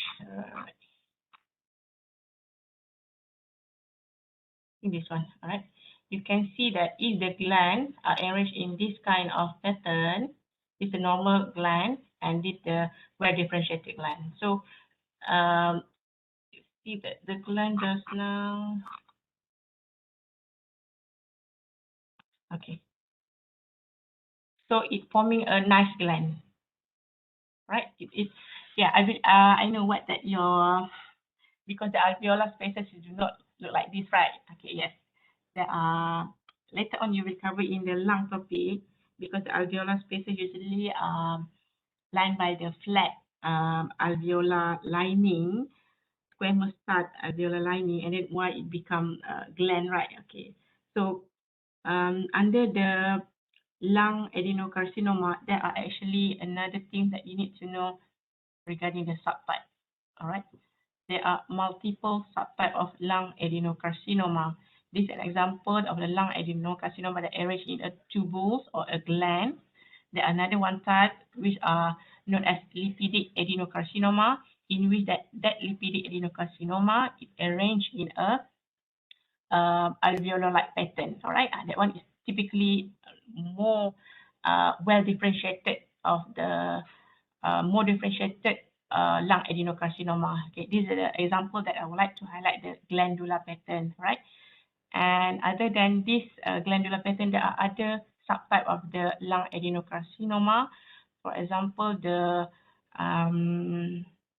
mucinous adenocarcinoma. There's actually a lot of them, right? So this image actually why I call why I put this one, actually, even though the morphology is not similar like the alveolar spaces of the lung, but it is actually called as a well differentiated because it forming a well formed gland, right?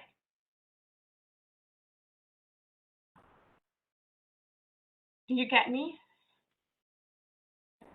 Yes. Okay, okay.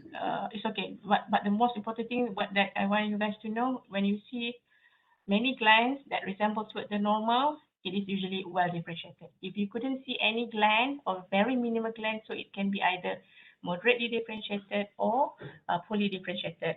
Same goes with the squamous, all right?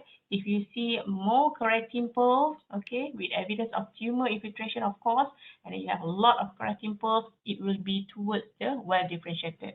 As compared, if you see solid tumor with very minimal keratin, then it will be fully differentiated or moderate differentiated, depends on the morphology by itself, right? I think I have to stop sharing so that I can see your question from the chat box.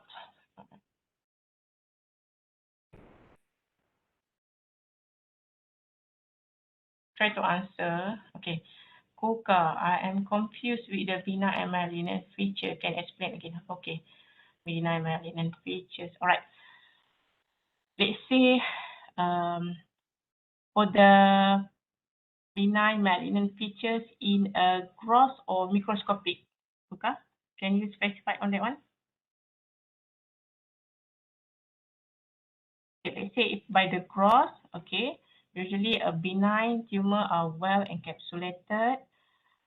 Some of them have usually can have pushing margin, well demarcated, okay, based on the gross.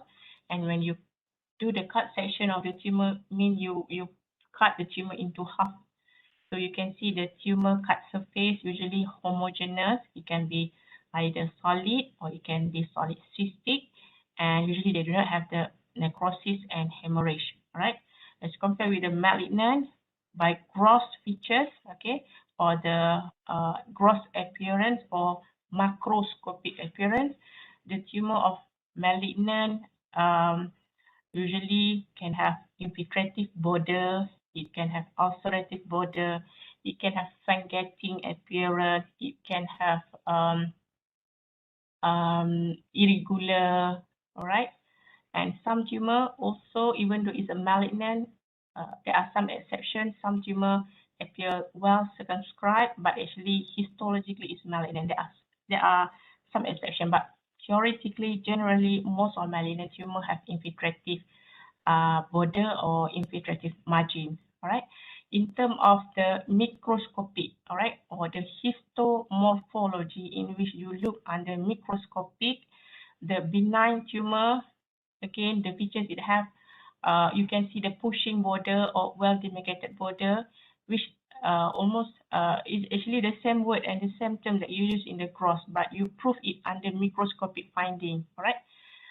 And then the second features is the mitosis, usually for benign are less or rare as compared with the malignant, and the microscopic have higher mitotic figures.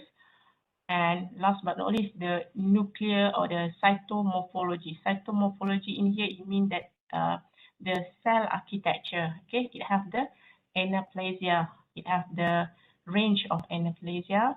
For example, the things that I said just now with anaplasia is mean by its definition is lack of differentiation plus with the other nuclear feature and the pleomorphism and mitotic figure as well. So sometimes it's confused because the features are actually overlap.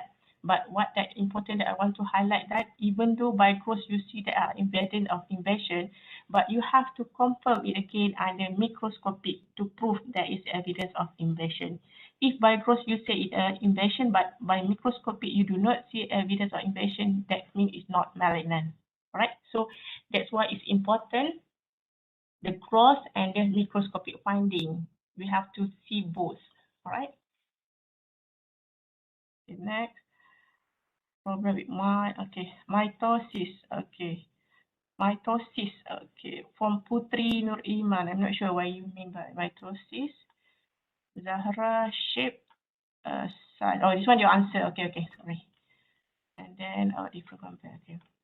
I want a confirmation. Can we use the same idea for the question that ask describe feature of tumor with the microscopic and macroscopic, for example, capsular tumor? Yes, you can. If you see under the image, it depends on the photometrograph that will provided that to you, all right, or what the question that provided to you, all right. Actually, yes, you can use it overlap. Okay, for example, gross features of the adenocarcinoma, gross feature of the breast cancer, it show infiltrative border. Okay, and the same things that you can use to describe the microscopy of breast cancer, it has infiltrative border. All right. And then yeah, is moderate differentiated considered as benign? Okay, usually and generally, for benign tumor, it is well differentiated. All right. Moderately differentiated, poorly differentiated, it's toward malignant. But the malignant also can have the well differentiated. It have a spectrum. All right. The malignant can have the spectrum from well differentiated, moderate differentiated to poorly differentiated. But for the benign, general rule is most of the benign tumor are well differentiated. All right. Alia, Azim, the answer primordialism. Okay, Anis, can you show again how does ulcerative and infiltrative seen on tumor? All right, let's have a look. The infiltrative. You mean this one, Anis?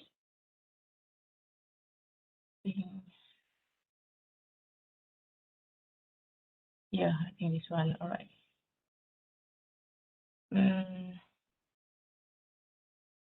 Infiltrative. All right. Maybe dekat breast lah. Because I think the breast have a better image.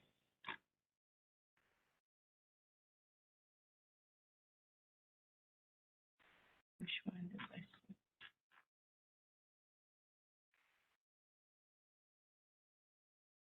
Right. Yeah.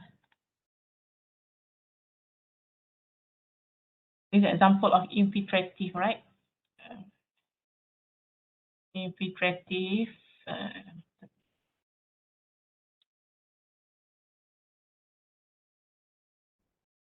So this actually, if you see clearly, this is actually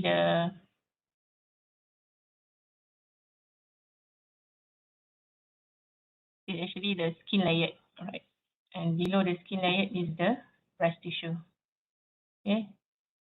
This one actually looks like the yellow part is actually how the normal breast tissue look like. And this is obviously a tumor mass, all right? Because either it's benign or malignant, depends on the margin, all right? Or the border, the border. This is the border it has, infiltrative border, all right? This is the infiltrative border. And example, another one from the ulcer, all right? I think I don't have the better image of the ulcer, but what we can see from this image actually, this is when we talk about ulcer, usually the ulcer you have to describe many things actually. Other than the margin, you need to describe the heel up or roll up margin. Okay, this one I think maybe later on you will cover in the GI, right? But what that you need to know, this is an example of the ulcerative lesion, and fungating is like a cauliflower like. It's like a flower like. It have many, I can say maybe many nodules that collected together, forming a cauli-like flower like this one. All right, and the ulcerative, this is the ulcerative. Actually, are any other features? Yeah, the margin, infiltrative, and then it have the irregular, the heel up ulcer surface, and then you need to describe the base of the ulcer. That one, I think many things that you have to cover, but later on. I couldn't explain in details because the image is not fulfill the details of the ulcer, right?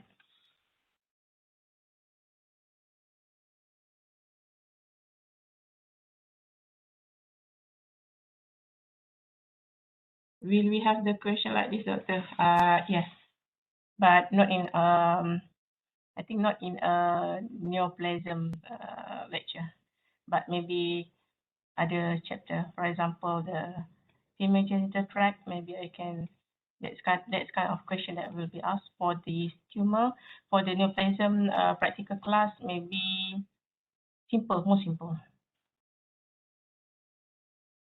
Okay, how to differentiate vessel and gland, already answered that one.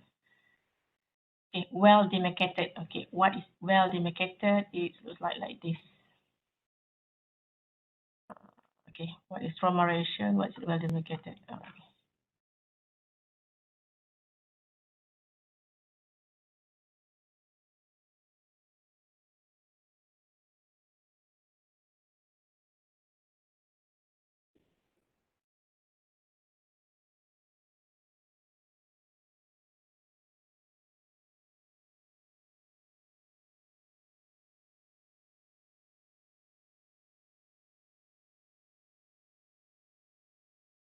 Okay, well demarcated.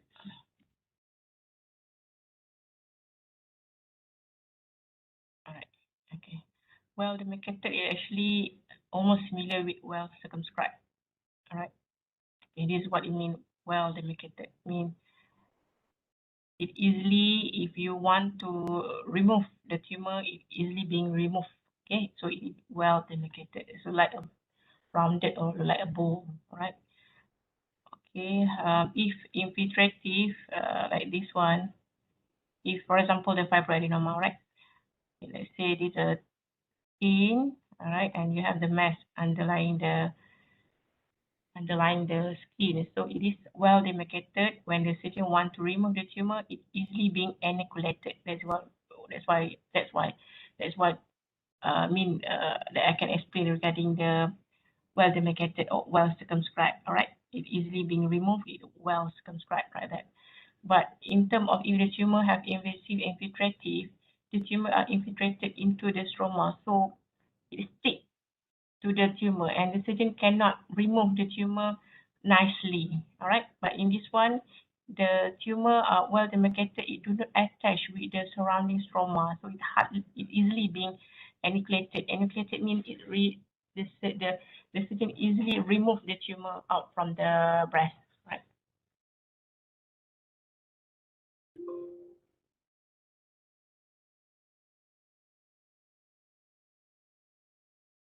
I think that's all of any other question. Okay. How we describe morphology and microscopic features of spatial tumor like mixed tumor. All right. This one I think in head and neck. I don't know. Do you have or maybe in GI? Maybe in GI. Later on you will cover on that one. Right.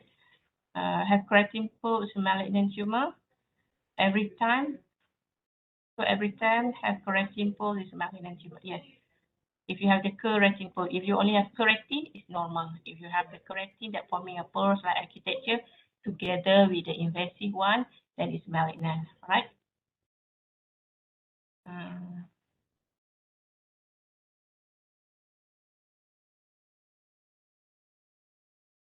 White impact. Okay, white impact. All right. From Rachel. For the cross pathology feature of the lung canal, right, white impact. I suggest please do not use the impact word in here. All right. If you confuse what it is, maybe you can put a general word, white lesion. All right. If you didn't sure is it a impact or is it a tumor, it's good if you can use a white lesion. So when you put a more general word, white lesion, so it can be either impact or it can be either tumor, right?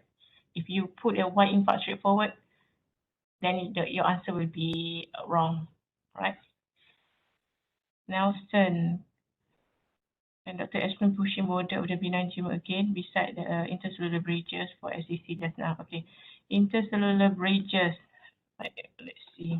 I think we have to search the dash image for intercellular bridges.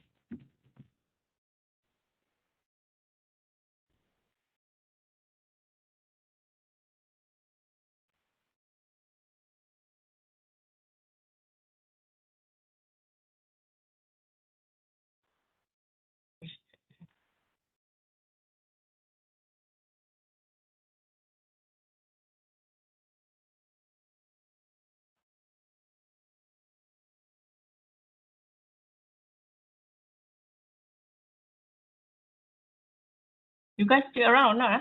No one respond. I'm afraid I'm talking alone. Yes, doctor. Okay, We so are now, still around. okay, I'm sharing regarding the Nelson question. Let's have how the, okay, can you see the image? All right, this is an example of the squamous, okay, squamous epithelium. This is what in a normal squamous epithelium, you can see this is the intercellular bridges. What is actually the intercellular bridges? Actually, it's a junction that hold the squamous cells tightly together. All right, this is the intercellular bridges. If in a well-differentiated tumor, typically these are the features that you need to describe if you see under microscopic. Other than the creatine pulse, another criteria for the squamous cell which is well differentiated, it needs to have at least 3 of these features. Okay, the first one is squamoid squamous epithelium with intercellular bridges. Right. Second thing, you can see that the individualized cell keratinization. What I mean by the individual cell keratinization? The cell appear more eosinophilic rather than the normal adjacent squamous cell, because this is the tumor have extra keratin within the cell. That's what we call individual cell keratinization. And another one that important is the keratin pulse. All right, these are three pictures for you guys to describe that must have in your description for squamous cell carcinoma well differentiated. All right, in a poorly differentiated, the sometimes difficult to see the keratin pearl, and sometimes difficult to see the intercellular bridges, but you may see the individualized keratinized cell, right? All right, thank you, doctor. Okay. I think, is there any more questions?